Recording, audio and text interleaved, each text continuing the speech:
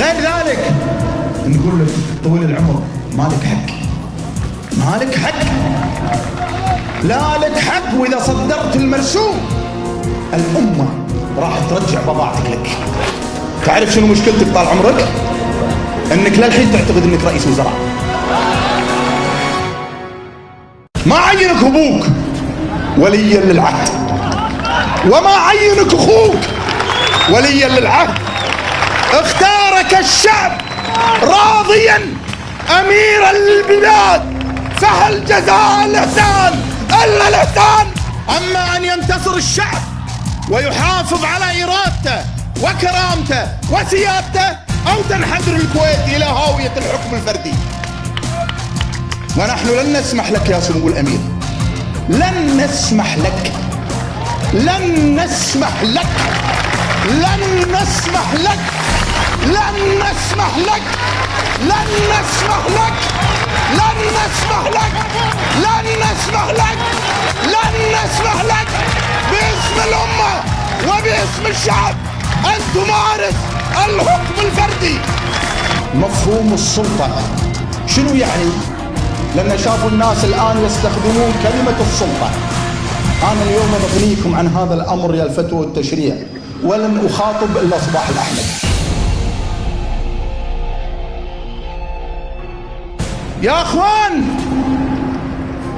شيلوا الخوف من قلوبكم ومن صدوركم، وواجهوا السلطة القاشمة التي تريد أن تعتدي على دستور الأمة ومقدرات الأمة.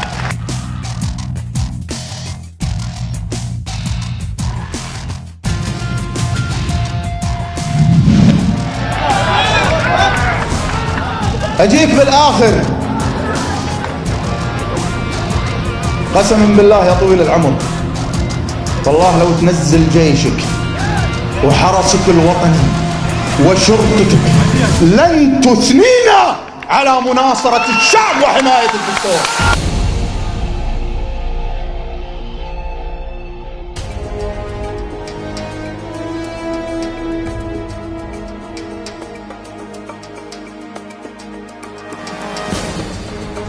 إخواني وأخواتي، هل أصبح التهديد والتشكيك والشحن والإثارة وتعبئة الجماهير واستخدام الأساليب القريبة وانتهاج الفوضى والانفلات بديلا للاحتكام للقانون وتأكيد سلطته والحفاظ على هيبته؟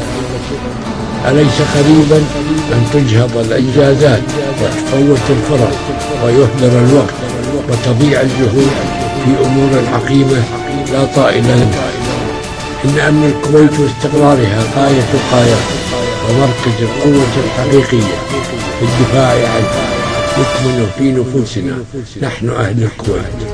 وفي هذا الصدد فإنه من دواعي الأسف أن يستمر البعض بترديد الادعاء بتوجهات للتعدي على الدستور والتجاوز عليه وغيرها من طروحات التشكيك وخلط الأمور سعيا لتحقيق مكاسب سياسية رخيصة.